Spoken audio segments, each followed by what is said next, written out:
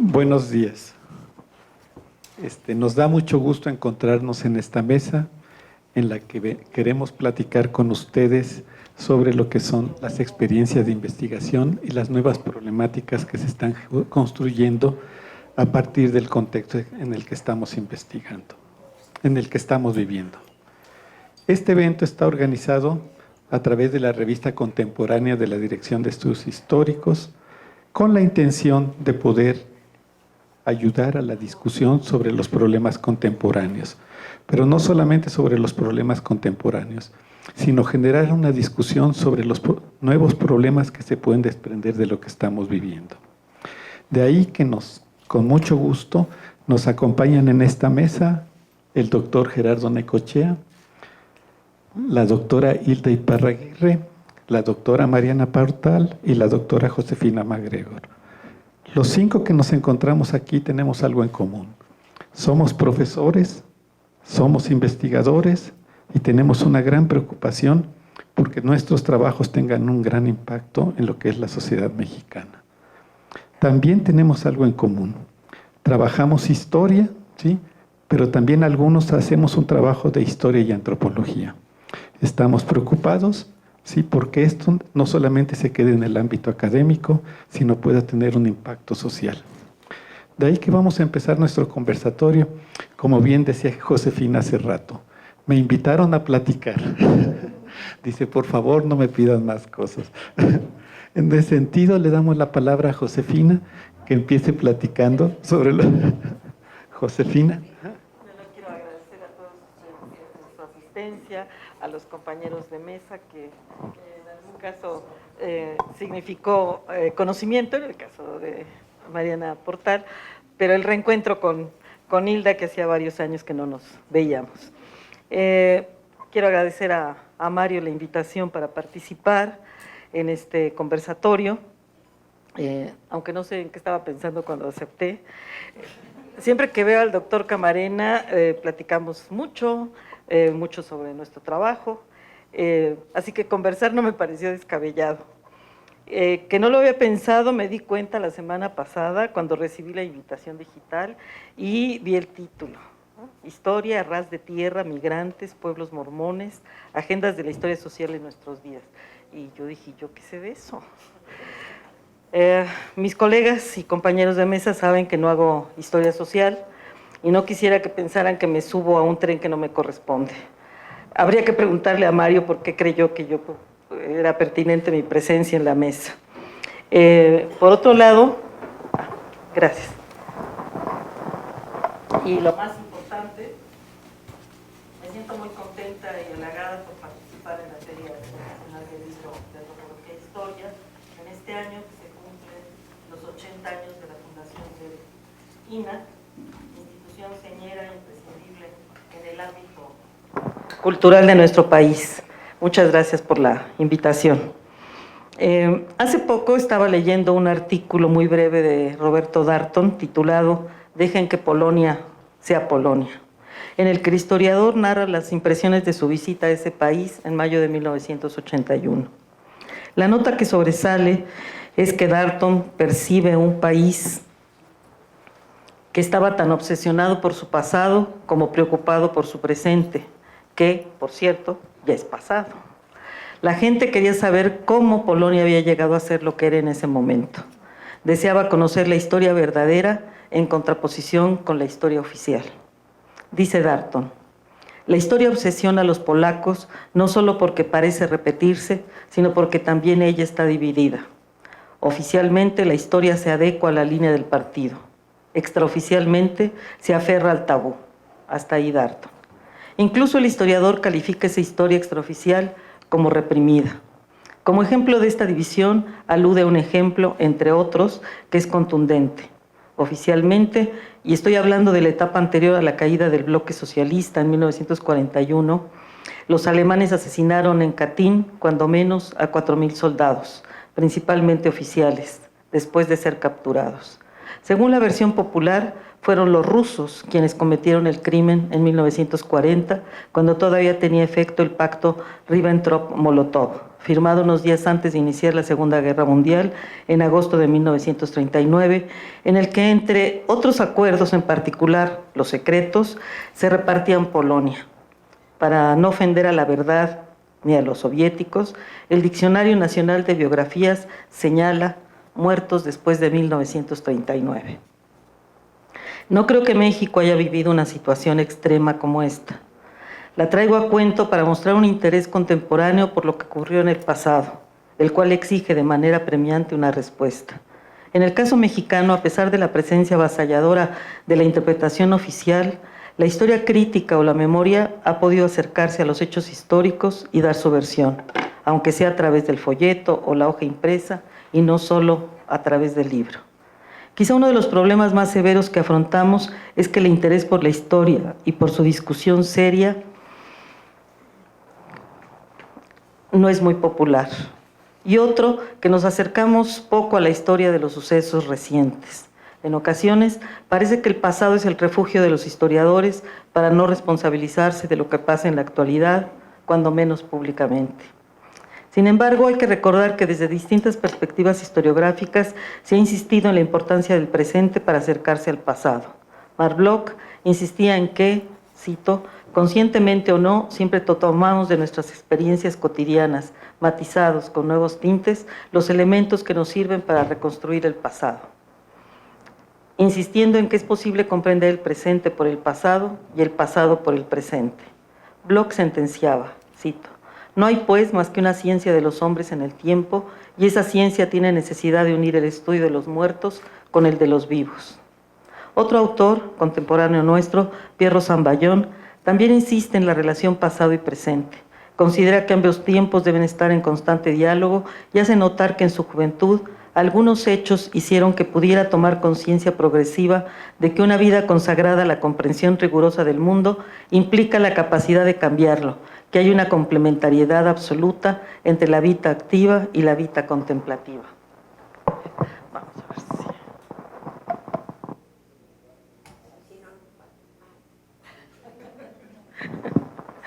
Gracias. Hasta aquí Rosanvallon. La forma en que este historiador concibe la historia le permite ver a esta disciplina no como una forma de esclarecer el trasfondo del presente, sino como una actividad de ese presente. Por esta misma razón, asienta Rosanvallon, la atención a los problemas contemporáneos más explosivos y más urgentes no puede disociarse de una meticulosa reconstrucción de su génesis. Y agrega, partir de un asunto contemporáneo para reconstruir su genealogía antes de hacerla regresar al final de la investigación, rica en enseñanzas del pasado, ese debe ser el método por desarrollar para alcanzar la profundidad indispensable en un análisis político. En ese diálogo permanente entre el pasado y el presente puede volverse legible el proceso instituyente de las sociedades y puede surgir una comprensión sintética del mundo. Intelección del pasado e interrogación del presente comparten en ella un mismo recorrido. Es categórico este autor. La historia, más que describir modelos, debe restituir problemas. En la actualidad, los profesores, apoyándonos en numerosos autores, estos y muchísimos más, insistimos en que el historiador debe hacerse preguntas, plantear problemas sobre el pasado que desea estudiar.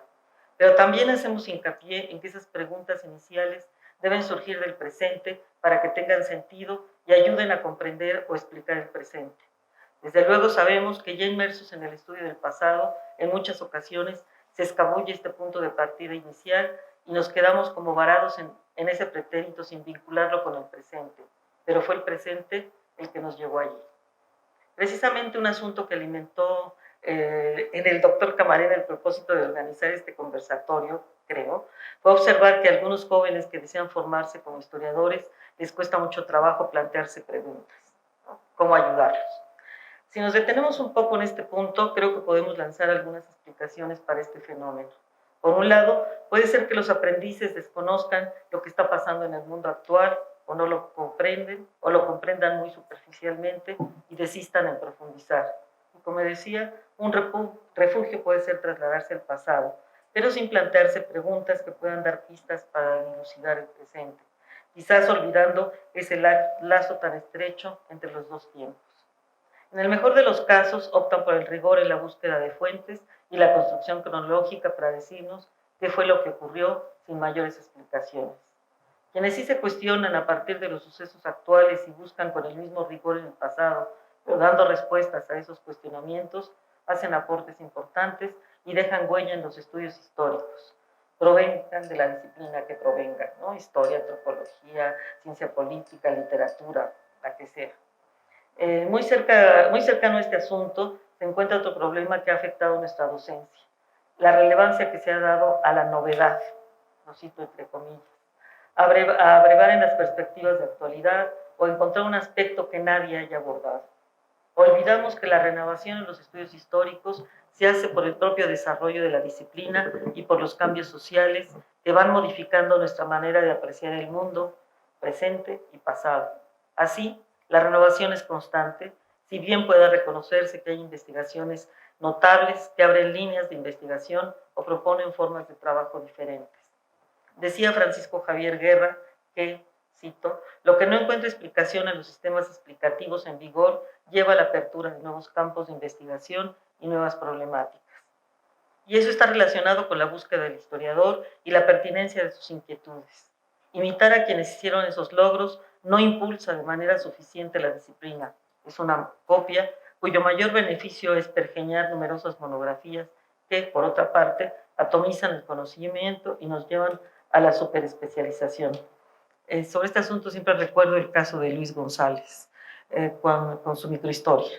Todos la elogiamos, todos dijimos qué bien, qué maravilla, muchos dijeron que la seguían y nadie lo siguió en realidad, ¿no? Es decir, se quedó como un ejercicio único, mientras que en todos los otros casos lo que se hizo ver fue de manera particular historias de algunos pueblos y no completas, sino muy, muy pequeñas, ¿no? En tiempo muy reducido. Un problema más que nos vincula con otro es la participación de los estudiantes en proyectos encabezados por historiadores experimentados, que los obliga a trabajar incluso sus tesis con solidez técnica y metodológica, pero sin llegar a plantearse problemas, ya que solo siguen los lineamientos trazados por otros, de los cuales no pueden o no saben apartarse. Una acotación más. Esta forma de trabajo nos ha distanciado de la anterior, en la que un alumno decidía formarse con un profesor por el que sentía respeto académico. Ahora, aunque también pueda hacer su aparición este fervor, básicamente trabajan con el que encabeza el proyecto por la beca o la ayuda que ese profesor les pueda brindar para conseguir trabajo permanente. Una médica, Olga Arguedas, sostiene que las preguntas en la investigación deben ser actuales, viables, pertinentes, precisas y éticas, es decir, científicamente sólidas. Finalmente, eso es plantear problemas, definir en términos de pregunta el asunto central de una investigación, ya sea para cuestionar un hecho, una interpretación, un concepto o una categoría, para analizar y discutir sus aspectos más complicados. Al principio las interrogantes son amplias, generales, pero en el transcurso de la consulta de fuentes se van precisando, acotando paulatinamente conforme se va conociendo el asunto en las fuentes secundarias y primarias hasta que se precisa del todo. De esas preguntas salen las hipótesis que darán fuerza argumentativa a nuestro trabajo si lo argumentamos adecuadamente con los materiales localizados. Es muy fácil encontrar sugerencias sobre posibles asuntos para investigar.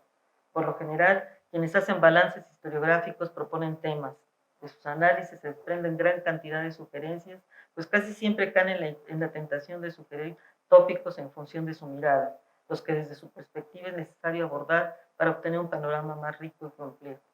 En el mundo de lo político, que entiendo como una actividad fundamental del hombre en sociedad, desde el presente pueden surgir muchos temas que están ahí como a la vista. Actores sociales, representación política, formas de participación, partidos políticos, organizaciones no gubernamentales, problemas de abstención política, por supuesto, consenso, formas de sociabilidad, referencias culturales que estructuran a los grupos, definen su identidad y rigen sus comportamientos, biografías, trabajos de prosopografía. Sin embargo, el tema no es suficiente, es preciso plantearse problemas que nos ayuden a dirigir la investigación. El mismo tema que nos el título de la mesa que nos congrega, pues está ahí.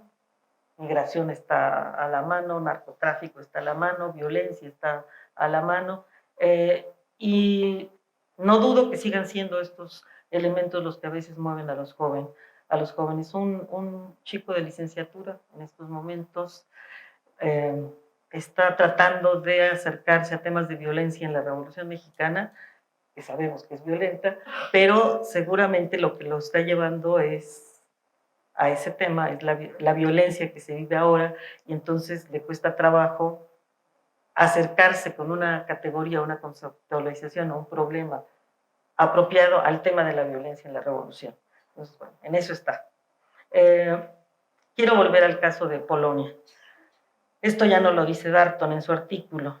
8 años después de la visita del historiador a este país, el 24 de diciembre de 89, el Congreso de los Diputados de la Unión Soviética condenó ese pacto, el pacto Ribbentrop-Molotov, y sus cláusulas reservadas y otros documentos secretos firmados por su país y la Alemania nazi. En 1990, el gobierno de Gorbachov entregó los documentos desclasificados, declarando que la masacre de Katyn constituye uno de los graves crímenes del estalinismo.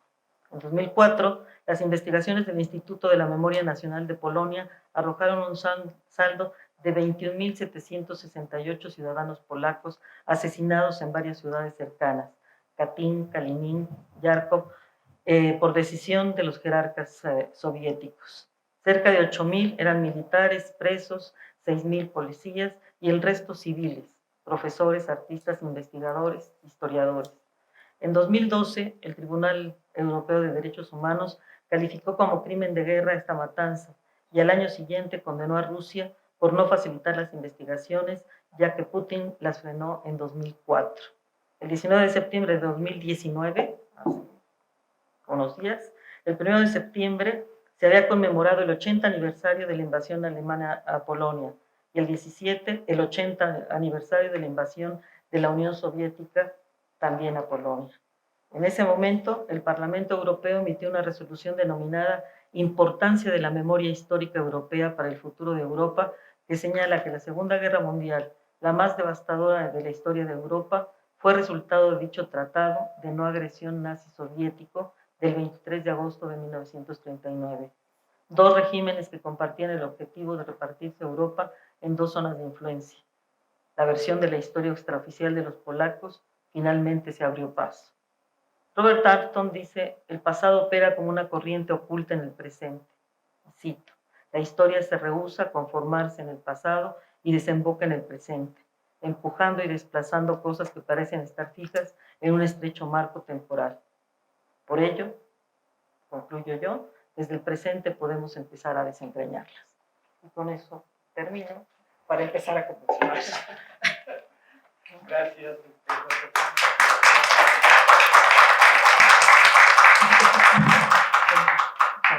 Josefina nos pone un problema interesante. La historia del presente.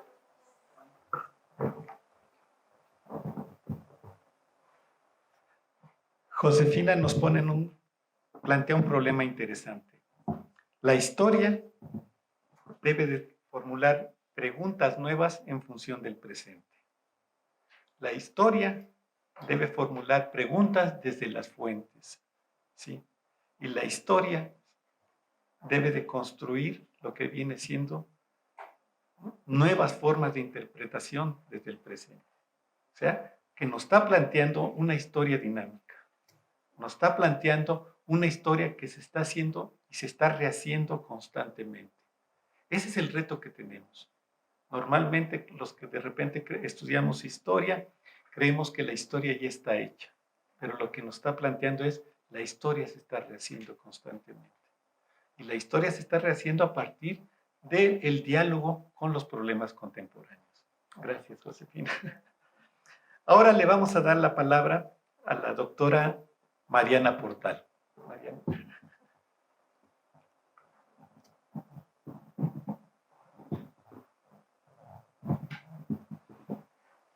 Bueno, lo que yo quiero compartir hoy es sobre el trabajo de campo antropológico, que de alguna manera se va a articular a lo que planteaste, Josefina. Bueno, el trabajo de campo, siendo una herramienta fundamental para la antropología, eh, es una construcción también histórica, porque tenemos que dar cuenta, a partir del momento histórico en el que estamos viviendo. Y curiosamente, bueno, a mí me llama mucho la atención que siendo una herramienta tan importante para la antropología, se ha trabajado muy poco, se ha reflexionado muy poco sobre lo que es hacer trabajo de campo. En general, pareciera que es pues un espacio como oscuro. Yo me imagino cuando entran los estudiantes a la carrera, no saben realmente cómo abordarlo, ¿no? Es poco visible, como nosotros entregamos las investigaciones ya terminadas, ¿no? Aparentemente limpias y pulcras, ¿no? Sin ningún acontecimiento en medio, pues ellos se deben de pensar justamente que el trabajo de campo es igual, ¿no?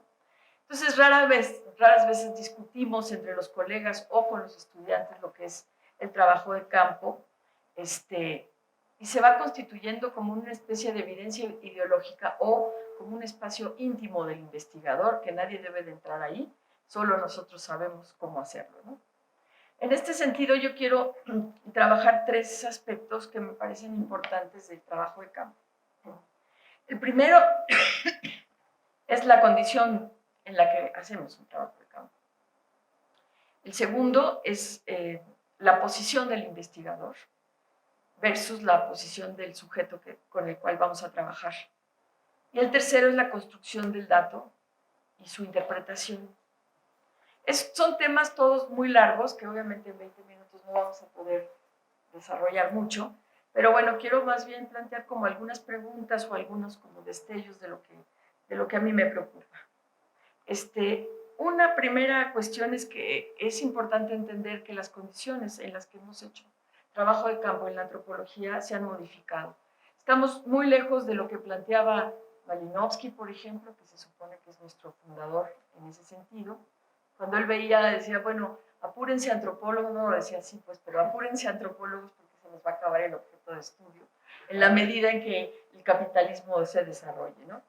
Pero viniendo a México, vemos a Gamio y a Sainz, o a Julio de la Fuente, que hacían un tipo de trabajo de campo, digamos, fundamentalmente interesados en conocer al indio o el problema de la integración del indígena. Era como digamos, el tema fundamental. Y realmente ellos hicieron el trabajo de campo en este tenor, pero sin una reflexión sobre qué era lo que estaban haciendo. De hecho, yo siento que había muy poca reflexión teórica y casi nula reflexión metodológica sobre lo que se estaba haciendo. Con el tiempo esto obviamente se fue modificando y las premisas, bueno, se cuestionó el indigenismo de manera muy importante y las premisas desde donde se empezó a hacer el trabajo de campo también se modificaron.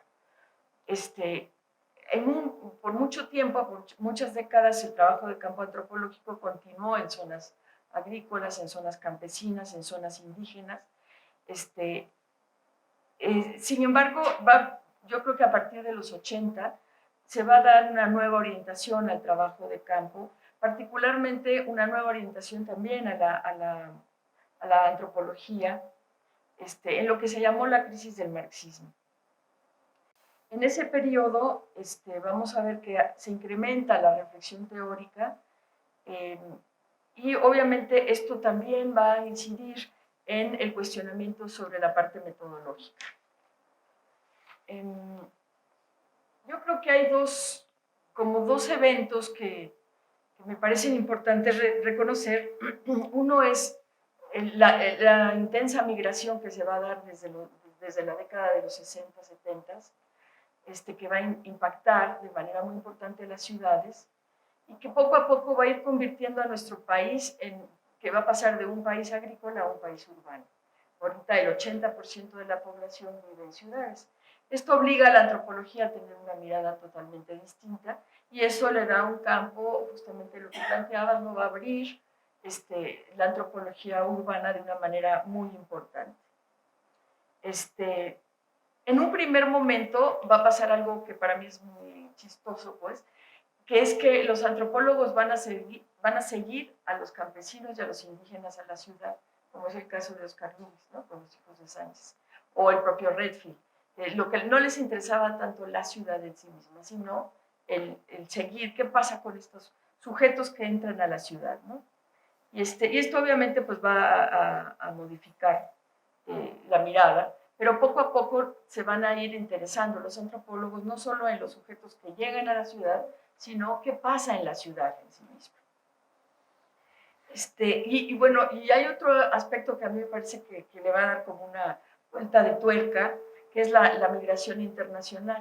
De repente nos vamos a enfrentar con que la migración no solamente es campo-ciudad, sino entre ciudades de diferentes países. Y eso obviamente nos va a abrir una perspectiva distinta a la que habíamos pensado en las décadas anteriores, porque nos va a plantear la importancia de trabajar en otros países, ¿no? No solamente aquí. Entonces se empieza a dar también algo que similar a lo que hizo Luis, que es seguir a los migrantes a los lugares de origen y ahí ver qué dinámicas se establecen. Hasta que después se empieza ya a comprender más la idea de la ciudad transnacional, la calle transnacional, otra serie de aspectos como los que plantea Federico Besserer, ¿no? A mi parecer, tanto en el contexto urbano como en las nuevas temáticas que se enfrenta la antropología, se han como cuestionado de manera profunda las formas clásicas de hacer campo. Y me parece que hay como tres aspectos que voy a sintetizar porque está un poco largo, pero hay tres aspectos que nos dan cuenta de esto, ¿no? Uno primero es que nosotros, por nuestra generación, nos formamos en la década de los 70 y empezamos haciendo un trabajo de campo un poco en este contexto más clásico, con comunidades indígenas, en lugares rurales, etc. Y ahí sucede algo que me parece que es interesante, ¿no? La distancia con el sujeto, con el otro, es una distancia muy evidente, ¿no? Venimos de la ciudad al campo a hacer trabajo con ellos y entonces tenemos que, digamos que cuando uno se enfrenta a otro, lo primero que sucede es el extrañamiento, ¿no? Para que haya extrañamiento, digamos que en la investigación necesitamos el extrañamiento para poder abordar al otro. Entonces, el extrañamiento entre un urbano y una comunidad indígena pues es bastante evidente. Pero, ¿qué pasa cuando nosotros hacemos campo en la ciudad? ¿Cómo generamos este extrañamiento? Cuando estamos trabajando en las comunidades o en los lugares donde habitamos o que no son muy conocidos, ¿no? Entonces, de repente, nos convertimos de ser un extraño en tierra ajena, nos convertimos en extraños en nuestra propia tierra, ¿no? Entonces nos volvemos lo que algunos llaman antropólogos nativos, ¿no? Lo que alguien, o sea, antes había la importancia de generar en los indígenas, en los campesinos, el acceso a la antropología para que se estudiaran ellos mismos. Bueno, aquí nos empieza a pasar que ya no somos antropólogos nativos. Esto también, el segundo aspecto, es que este paso que hemos dado nos ha cargado de una serie de conceptos que la verdad no nos hemos podido desembarazar de ellos. Por ejemplo, el concepto de comunidad, que es tan importante en la antropología, de repente uno se pregunta en la ciudad, ¿qué es una comunidad urbana? Una colonia, una unidad habitacional, un pueblo, un barrio. ¿Dónde están los límites de esta idea de comunidad? Entonces tenemos que de repente como que inventarnos o forzar un poco esa idea de comunidad, porque en realidad no la tenemos claro y no hemos podido elaborar otros conceptos que nos suplen ¿no? Que es tan importante, por ejemplo. Y la última cuestión en este punto es algo que Gruber señala, Rosana Gruber señala de una manera muy clara, que dice que el trabajo de campo es estar allí, así lo define, ¿no? Dice ella, es perder el tiempo, tener contratiempos, caminar a destiempo. El trabajo de campo etnográfico no solamente es una cuestión de espacio allí, sino también de tiempo, estar. Ahora, ¿qué significa estar allí en el contexto urbano? Nos hemos enfrentado muchísimo a problemas pues, graves de seguridad, etcétera, porque cómo llegamos a una comunidad urbana y cómo establecemos la observación participante en la ciudad. Creo que es un proceso sumamente complejo, en donde cuando uno está en una comunidad indígena, pues te vuelves visible muy rápidamente, ¿no? Y todo el mundo te pregunta quién eres, etcétera, y puedes divagar por ahí con alguna respuesta, pero en la ciudad esto no es tan claro, ¿no? Hay una lógica en donde no está muy bien visto o nos protegemos mucho de conversar con extraños, ¿no? Es muy difícil que llegue un antropólogo, camine por una calle y alguien se acerque a platicar con él. Tenemos el miedo de que nos asalten, el miedo de que no, de que entren a nuestra casa, de que si es un narco, que si es un ladrón, etcétera, ¿no? Entonces, esto yo creo que nos está obligando a tener otra manera de acercarnos, porque en la ciudad no podemos perder el tiempo, ¿no? Como decía Buber. Entonces, ¿qué es estar allí en la ciudad? ¿Qué significa esto? ¿Cómo podemos acceder al urbano si no es acercándonos a sujetos tal vez previamente conocidos? No sé, tendremos que armarnos un esquema totalmente distinto al que hacíamos ahora sí que cuando éramos jóvenes íbamos a campo de otra manera, ¿no? Entonces, bueno, y además hay otro problema que no podemos estar allí, en realidad, o sea, no podemos contratar una casa en una colonia o en un barrio porque son muy caras, porque no hay, etcétera. En el campo era más o menos fácil que te dieran acomodo, digamos, en el salón de una escuela, ¿no? En la bodega, donde fuera, pero en la ciudad no sucede eso. Entonces, esto obliga, y esto es muy notorio cuando tenemos estudiantes que van a campo, que van y vienen, ¿no? Eso tiene, digamos, por un lado, una ventaja que es que uno puede irse y pensar las cosas y tener cierta acción como más flexible, pero nos perdemos esa idea de Malinowski de estar allí, ¿no? Absolutamente metidos en la comunidad. Eso siento que ya se perdió, por lo menos en la zona urbana. No sé si se pueda rescatar después, pero no creo que tenga ni siquiera mucha posibilidad, ¿no? Y esto obviamente nos lleva a estas nuevas condiciones de la violencia y la inseguridad, etcétera, que además esto nos va a restringir el tipo de temáticas que podemos abordar y en los lugares donde podemos estar. O sea, cuando nos dan un mapita ahí con puntitos rojos sobre zonas de peligrosidad y uno tiene que elegir a dónde va a llevar a los estudiantes, pues sí, es un poco aterrador porque prácticamente el país es todo rojo, ¿no? Entonces, es muy difícil cómo le hacemos o con qué tranquilidad podemos llevar estudiantes. Yo antes pensaba con la tranquilidad de la ciudad, ¿no? Que la conocemos, ellos se mueven mejor, etcétera. Sin embargo, sí hemos tenido, por lo menos entre mis estudiantes, varios casos de asaltos y cosas desagradables, también por las zonas en donde se mueven algunos de ellos, ¿no? Entonces, es paradójico desde mi punto de vista cómo la antropología abre nuevos temas a partir del urbano, pero al mismo tiempo la violencia, la inseguridad y todos los problemas que estamos viviendo nos cierra estos temas. Entonces tenemos como una especie de abrir-cerrar dentro de la propia antropología. Otro de los aspectos que están apareciendo de manera muy importante es la cuestión de las redes y la etnografía digital. Realmente para mí es un terreno absolutamente desconocido, pero sí reconozco que cada vez más los estudiantes hacen trabajos en redes, ¿no? Y ahí nos metemos a pues a todo un mundo que tal vez por la edad o lo que sea, o el desconocimiento de las redes, nos obliga necesariamente a repensar qué significa hacer trabajo de campo a partir de redes. Tengo varios estudiantes que están trabajando relaciones en la webcam y no sé qué, hasta prostitución en la webcam, ¿no? Yo digo, bueno, ¿cómo se trabaja eso, ¿no? Cuando no ves al informante, nunca le miras a los ojos, ¿no? No sabes qué le está pasando. Me parece que es un campo que se abre, pero que es muy complejo, por lo menos desde los parámetros de la antropología que yo diría más tradicional, ¿no? Sin embargo, allí está y yo creo que es un punto que vamos a tener que en algún punto reflexionar sobre él, porque se nos presentan varios problemas, como cómo constatamos que la información recabada es fidedigna. Sabemos que en las redes se miente muchísimo, ¿no? ¿Cómo se validan los datos? Si de por sí para validar los datos en antropología es complejo, con esta nueva herramienta, pues me parece que es mucho más complejo.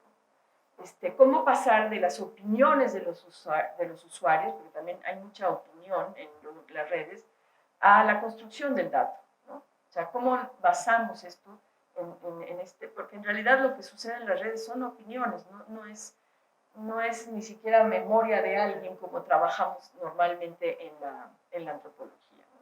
Entonces, bueno, esto se nos abre como un problema de contexto de cómo trabajar.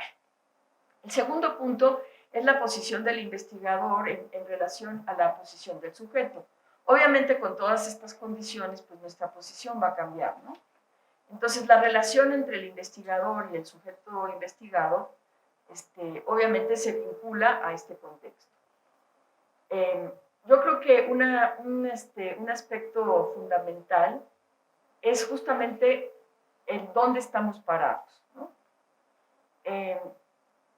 Yo parto de la idea de que la información que nos brinda un informante no parte solo de él como sujeto, de lo que sabe, de sus recuerdos, etc. Lo que un informante te dice está también en estrecha relación en cómo te ve como investigador y el vínculo que estableces con él. En este sentido, la información obtenida en campo se da a partir de un proceso de diálogo y de reflexividad entre el investigador y el sujeto. Y por eso es que lo de las redes me hace mucho ruido, ¿no? En donde obviamente van a entrar en juego diversos aspectos, ¿no? Tanto la cosmovisión o el contexto del investigado como el del investigador, ¿no? Generalmente pensamos que el del investigador no influye, pero yo creo que influye muchísimo, ¿no? Esta relación va a generar una serie de fantasías o de prenociones que, digamos que de alguna manera nos va construyendo el uno al otro en este diálogo. Y buena parte de nuestro quehacer en un primer momento de contacto es romper esas fantasías generadas y delinear junto con el otro el lugar que uno quiere ocupar frente al otro, ¿no? Es decir, es una relación relacional que no está dada de entrada, ¿no? De ninguna manera. ¿Cómo se construye e interpreta la presencia del investigador cuando no hay una distancia cultural amplia, como es el caso del urbano? Considero que hay por lo menos dos elementos que marcan esta construcción e interpretación: el contexto social en el que se trabaja y la temática que se busca explorar. Obviamente el contexto social va a estar definido por las categorías de mi clase, entre otras, ¿no? Y nos va a ser obviamente la misma percepción de por ejemplo, de una mujer indígena que habita la ciudad a un grupo de personas de clase alta o clase media que habita el mismo lugar, ¿no? Entonces, es importante darnos cuenta que la posición del antropólogo se mueve en relación a la posición del entrevistado, es decir, no es algo fijo. Pero también pocas veces reflexionamos sobre cómo entran otras dimensiones dentro de esta relación, ¿no? Cómo es muy distinto que el entrevistador sea un profesor universitario o un estudiante de licenciatura, por ejemplo. Es decir, aquí el género y la generación también están impactando.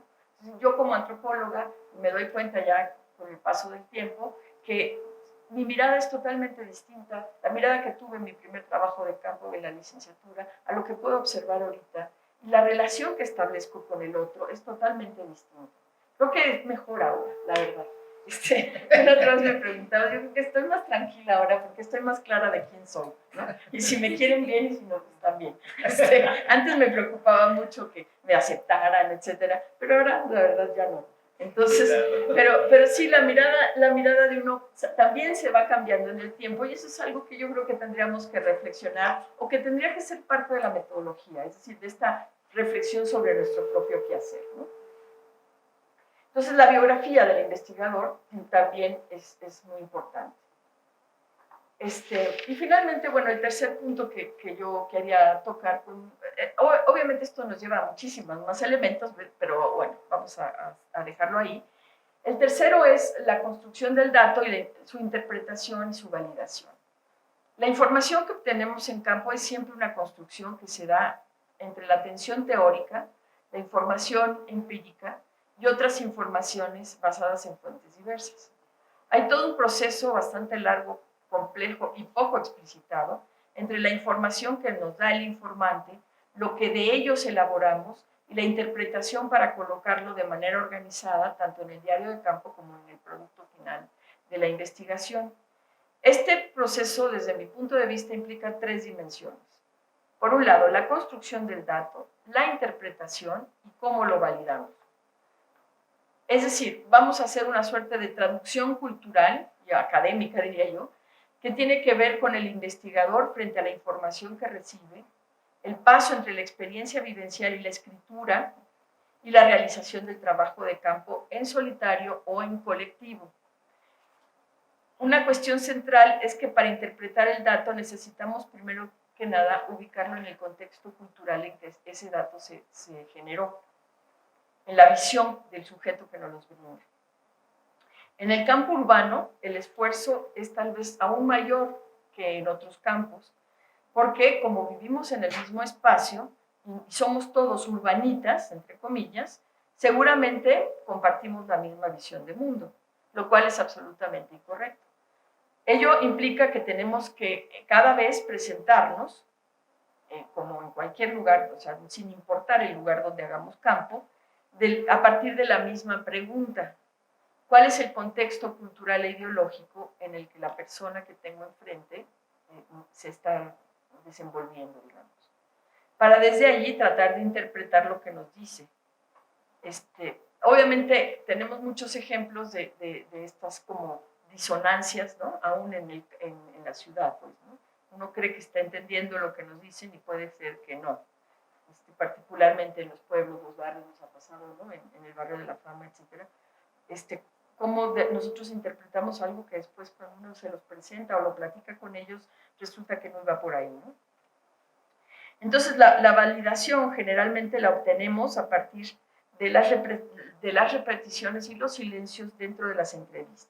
Aquello que se repite varias veces, que es relativamente constante, que se repiten las diversas versiones que nos dan, o aquello que se callan también, ¿no? Lo que no nos quieren decir también es un dato. Entonces, la validación de la información obtenida se logra a partir de un proceso de contextuación en los planos culturales, sociopolíticos e históricos, del contraste de informaciones en diversos planos entre el pasado y el presente, entre lo dicho por los sujetos investigados, las fuentes que consulta el investigador, pero también frente al propio cuerpo, podríamos decir, del investigador. Una vez realizado este proceso de validación del dato empírico, tenemos que ordenar la información en función de coordenadas teóricas que orienten la investigación y plasmamos todo esto a través de la escritura, fundamentalmente. Ahora ya también se usa mucho el video y otras herramientas, pero digamos, hasta ahorita todavía la escritura sigue siendo la manera de comunicarnos en la academia. Esto, obviamente, lo que he descrito no es un proceso ordenado, no tiene una cronología, vamos y venimos, escribimos y borramos, etcétera, ¿no? Pero digamos que serían como los pasos generales para generar este conocimiento antropológico. Un elemento que hay que destacar, es la cuestión justamente de la escritura. Tenemos que dar un paso complejo que va de la vivencia en sí a la escritura sistematizada de dicha vivencia.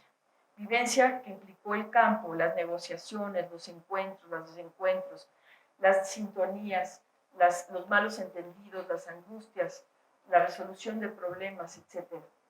Lo que Paco Cruces define como narrativa del embrollo, dice él, que siempre termina con un final feliz, ¿no? Que sería cuando entrega su trabajo, pareciera que todo fue perfecto, ¿no? Es decir, se presenta en este largo proceso llamado investigación una narrativa ordenada, redactada según los cánones académicos, donde no hay conflictos, no hay negociaciones, donde todo parece como si no hubiera habido desencuentros, ni sustos, ni miedos, ni nada, ¿no? En este proceso podemos hacer investigación, desde mi punto de vista, de dos maneras, en colectivo o en individual. A mí me parece, bueno, lo hemos constatado durante varias, ya casi décadas, que el trabajo de campo colectivo nos da muchísima mayor capacidad, y más en estas condiciones de ir y venir, donde tenemos como pedacerías de la realidad, fragmentos que vamos reconstruyendo, yo creo que el trabajo de campo colectivo ayuda muchísimo a que estos problemas que hemos estado planteando tengan una resolución mucho más consensuada, digamos, ¿no? Sin embargo, tristemente en la academia, todas las instancias, las universidades, el CONACYT, etcétera, realmente valoran más el trabajo individual. O sea, tener un libro de autor es lo que te hace pasar de un nivel a otro en el SNI. En cambio, el trabajo colectivo, que desde mi punto de vista es mucho más complejo, porque no es solamente juntar miradas, sino es armar conceptos y generar como articulaciones entre las diferentes miradas, ese trabajo no se toma en cuenta, o mucho menos, ¿no? Entonces, bueno, para terminarlo, solamente quiero reflexionar sobre el último aspecto, que es que lo único que yo creo que debemos de mantener con claridad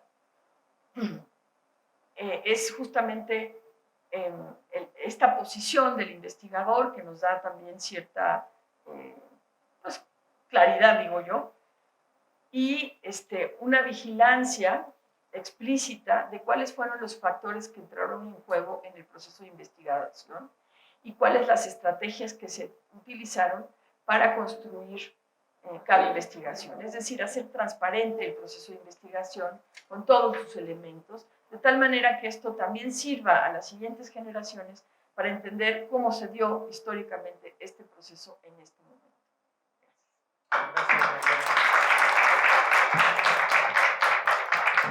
Gracias, Mariela. Mariela nos acaba de plantear un asunto interesante, el trabajo de campo. El trabajo de campo como una fuente para poder construir nuestros datos. Un trabajo que, lo plantea interesante, se debe de hacer colectivo. Es ir contracorriente lo que nos han enseñado. Podríamos decir que el trabajo de campo es algo que exclusivamente los antropólogos, pero no. Si hacemos un recuento de lo que viene siendo historiadores, todos han recorrido y han caminado sus objetos de estudio, ¿no? Nada más hacer un recuento.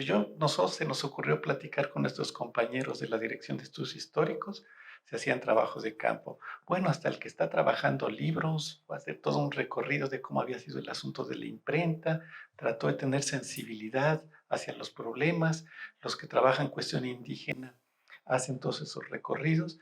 Y bueno, una compañera muy cercana y muy querida por mí, Lourdes Villafuerte, en sus clases hace todo un trabajo de campo con sus alumnos, ¿sí? En el que hace un recorrido a partir de los documentos de lo que fue el siglo XVII, siglo XVIII. Bueno, esta parte es bien interesante, ¿no? Cómo a los historiadores nos lleva también a tratar de sistematizar lo que es el problema del trabajo de campo, ¿sí? Ahorita le vamos a dar la palabra al doctor Gerardo Necochea. Oh, no me decías que al último y ahora que... Primero me regañó que no quería ser la primera.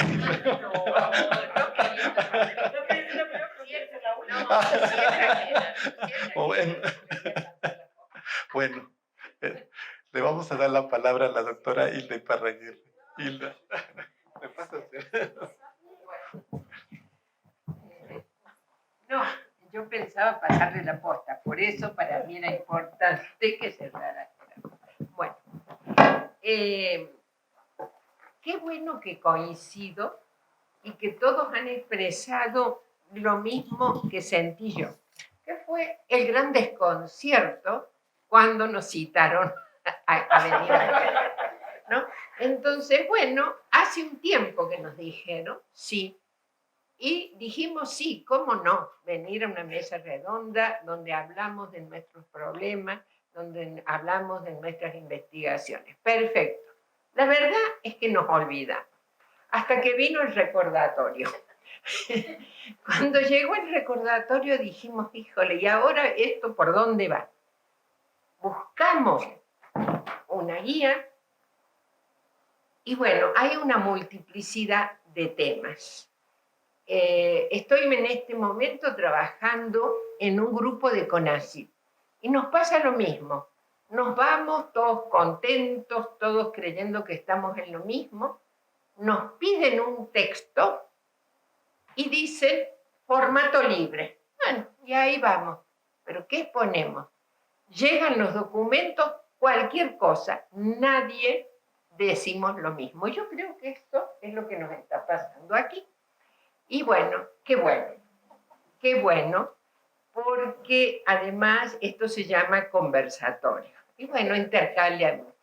Y yo, como ustedes van a escuchar, voy por cualquier otro lado, pero todo lo que dijo Josefina, todo lo que dijo Mariana, sí contribuyen y me ahorran decir cómo hacemos los trabajos de campo, cómo vivimos la historia presente, cómo vemos la historia, el pasado por el presente. Así que creo que va a estar muy bien. Bueno, si nos reservamos el espacio para el conversatorio. Ahora, dicho esto, por supuesto que lo primero que tengo que hacer es agradecer a Mario por la idea, por habernos convocado y por la posibilidad de estar en esta institución donde estoy a punto de cumplir 40 años, esta institución que todos queremos, esta institución que con sus marchas, contramarchas, asegúnes y todo lo demás, tiene que seguir adelante, porque el Instituto Nacional de Antropología e Historia, en sus 80 años que hoy festeja, es fundamental para la vida cultural de este país. Entonces, esta posibilidad la agradezco muchísimo. Muchas gracias nuevamente. Ahora, aún centrándome intentando centrarme en esta amplia convocatoria que tiene diversidades temáticas, dije, bueno, voy a tomar alguno de los temas. Espero que Gerardo, por eso, me tome la posta y hable de muchas otras cosas que hemos trabajado, pero yo no puedo abordar todo. Entonces, entrando en materia, ahí les va el rollo, ¿no? Entonces, yo intento responderme a la pregunta que dice, ¿hay nuevas preguntas desde la historia social? En la actualidad, ¿hay nuevas preguntas que nos hacemos desde la historia social? Mi respuesta categórica es sí. Ahora, pensando no solo en la coyuntura actual del país, tan compleja y dinámica, que muchas veces se nos presenta contradictoria, pienso que desde la historia social debemos considerar la globalidad latinoamericana y mundial que ha tejido puentes históricos, a veces invisibles, y otras no tanto, pero bien tangibles, que debemos considerar en nuestros análisis en tanto inciden no solo en la pluralidad de los actores sociales, también en las estructuras productivas, territoriales, culturales, prácticas, religiosidades, etcétera, que constantemente se van modificando en la globalidad. En la actualidad, la insistencia en refrendar la constelación multiétnica y multicultural de México a través del tiempo se ve reflejada en el reclamo justo e incluyente de incorporación de los pueblos indígenas y afroamericanos a ser reconocidos en la Constitución como sujetos de derecho público en toda la dimensión de su historia, que hace tangible su diversidad. Además del reconocimiento, implica la necesidad de estudio de su inserción en la estructura social y productiva, en la economía, con notaciones de carácter religioso, institucional y simbólico que necesariamente deben ser estudiados por la historia social.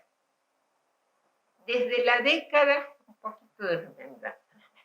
desde las décadas de los 70, estudiábamos a los diferentes grupos étnicos, las comunidades indígenas, con las características que decía Mariana, a los campesinos, su inserción en los espacios urbanos y fabriles como mano de obra del proceso industrializador.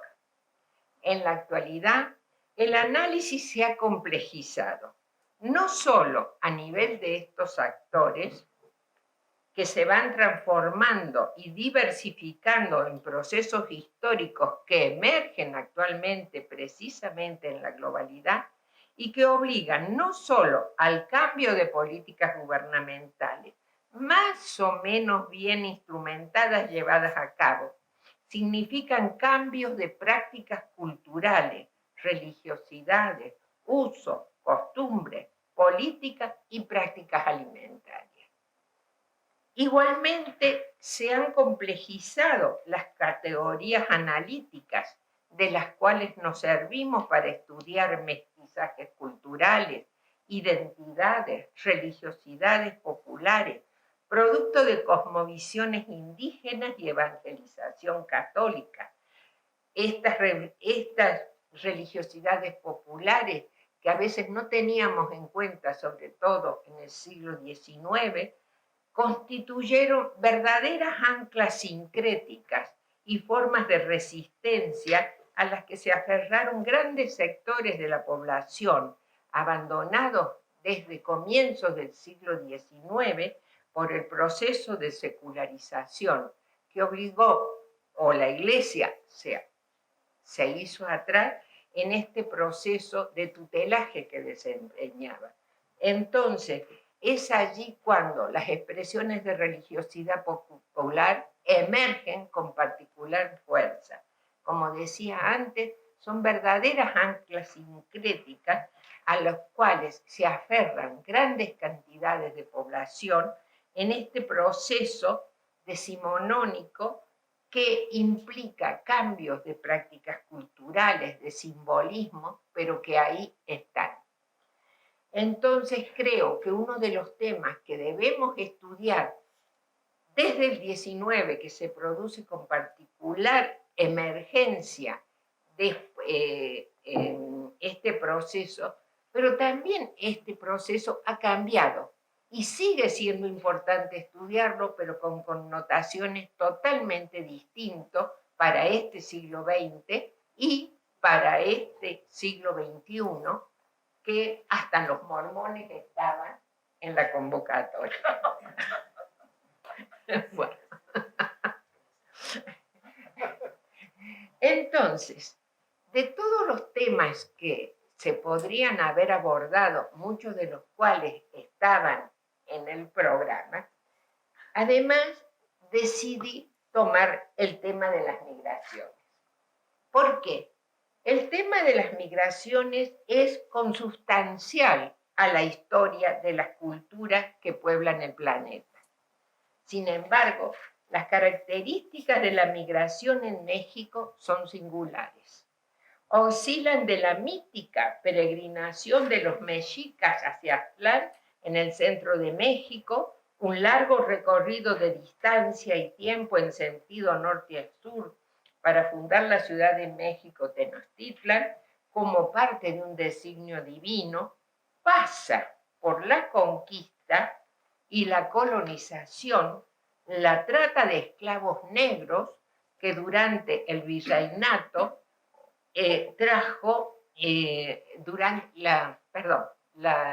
la trata de esclavos que se dio durante el virreinato. Ahora las investigaciones actuales o lo que ha emergido, por ejemplo, es que hubo mayor número de esclavos vendidos en México que en Estados Unidos. Pero eso no estaba tan reconocido y no estaba incorporada a esa diversidad. Lo que sin duda tejió un entramado social y cultural que ha incidido en la conformación de la diversidad del país. Pasa por las migraciones europeas, especialmente españolas peninsulares, expulsados por las crisis de fines del siglo XIX. Yo, como buena argentina, pensaba que las migraciones eran sobre todo de italianos que se iban a Argentina a poblar la pampa húmeda y trabajar la tierra. Pues no, esas migraciones fueron de muchos sectores acosados por una crisis económica brutal a fines del 19 y que también llegó a México y que es una de las migraciones menos estudiadas. Todos estos españoles, muchos de ellos abarroteros o que se decían campesinos, pero tendían a poner su mercado y su tiendita de abarrotes con sus ligazones de los anteriores españoles.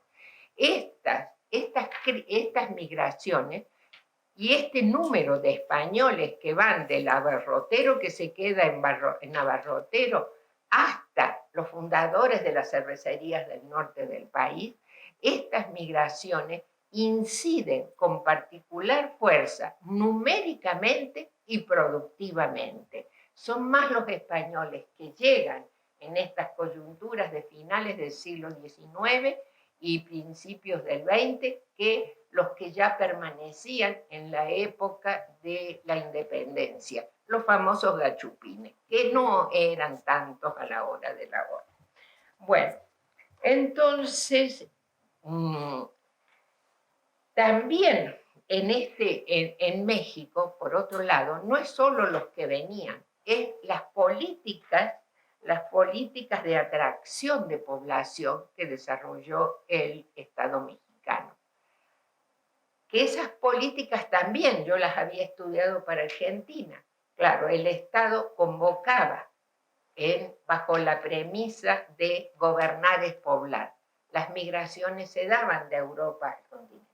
Pero resulta que en México esas políticas de atracción de población también se dieron, pero con una característica muy importante.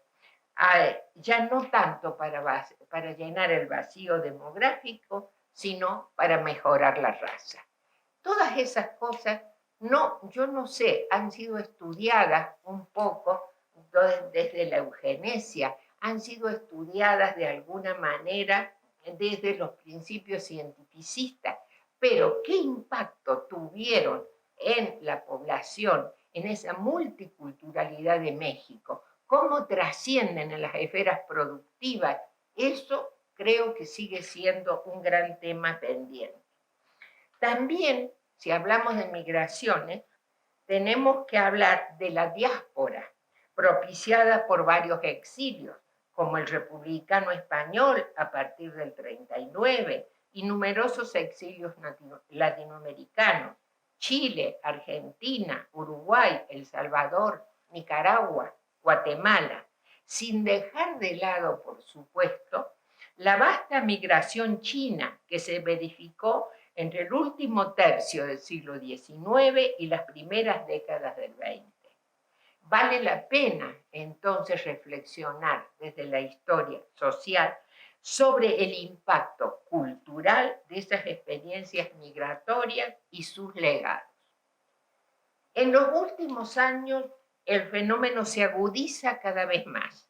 Las migraciones en México son de ida y vuelta, nacionales, internas y hacia el exterior. Contempla por lo menos 4 procesos. La emigración, es decir, la salida de mexicanos hacia el exterior, la inmigración, que son las llegadas de otros nacionales a su territorio, el tránsito, cuando se usa su territorio para llegar a otro país, y el retorno, que también es súper importante, que contempla la forma en que los migrantes mantienen vínculos con su país de origen, incluyendo los recursos que periódicamente mandan a sus familiares. Las famosas remesas, también las visitas y hasta el regreso físico definitivo. Todo eso produce un impacto que debe ser contemplado cuando estamos hablando de multiculturalidad. ¿Qué traen esos migrantes? ¿Qué llevan esos migrantes? ¿Qué permanece en esos migrantes de sus antiguas prácticas, de sus antiguas identidades? No sé hasta qué punto todo eso ha sido estudiado.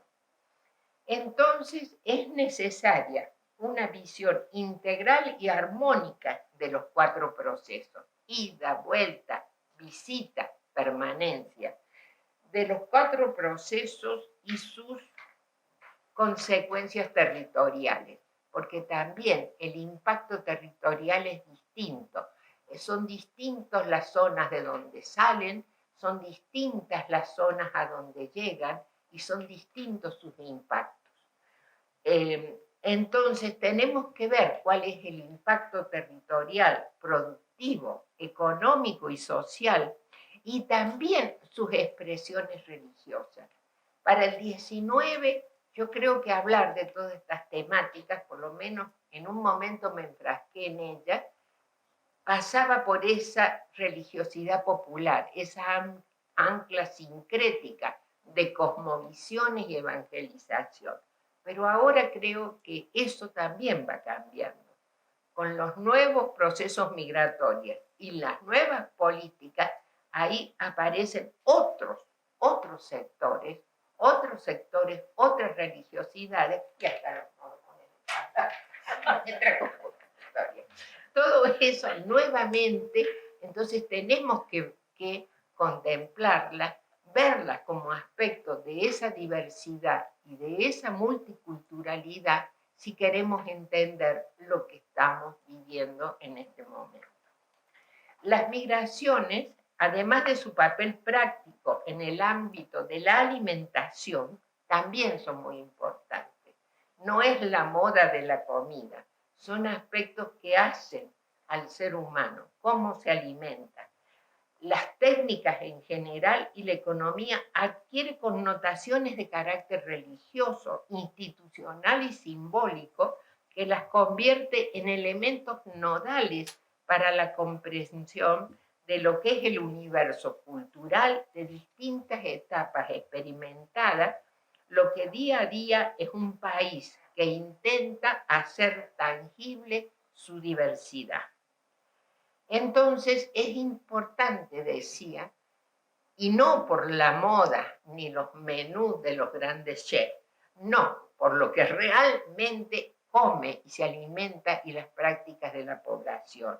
Es importante reflexionar en los cambios de la alimentación.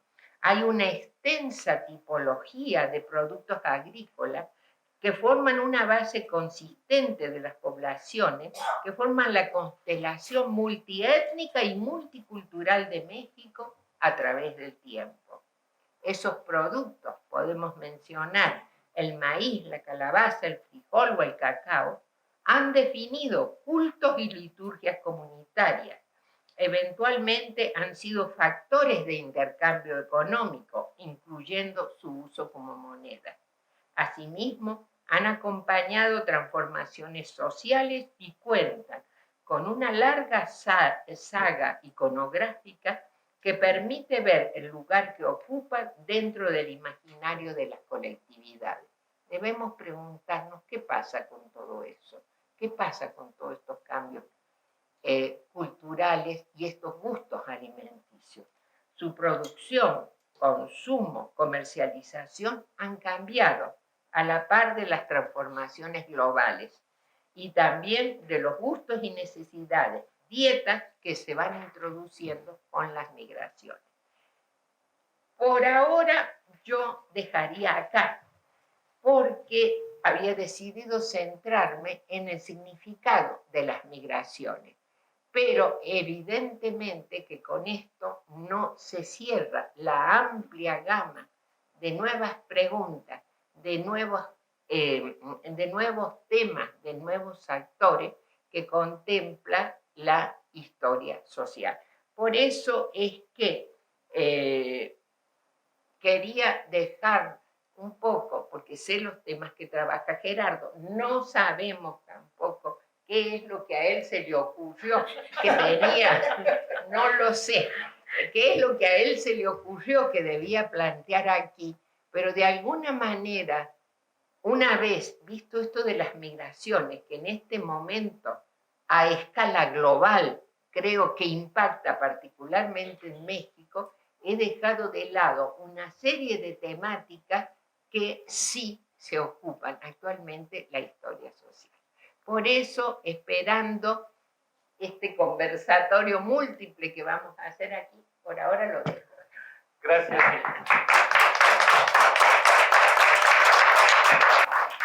Gracias, Hilda. Hilda plantea un problema interesante. Todo este proceso de globalización construye nuevas preguntas, ¿sí? Construye nuevas preguntas y nuevas formas de ver hacia el pasado. Y esto también nos lleva a un problema interesante. Si la globalización construye nuevas preguntas, nuevas formas de ver el pasado, la pregunta es si nosotros hemos tenido capacidad de construir nuevos conceptos que nos permitan ver este multiculturalismo en el que estamos viviendo. Aquí me gustaría plantear algo.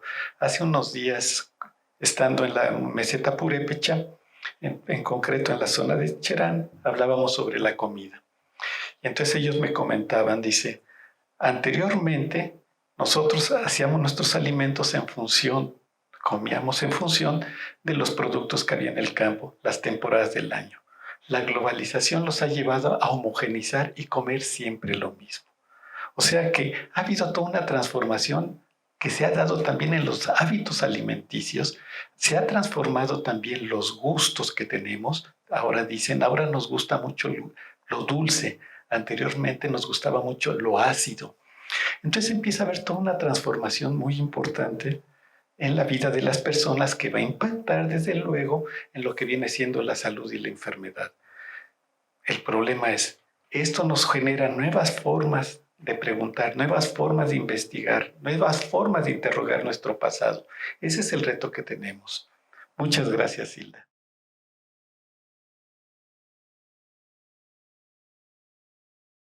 Gobierno de México.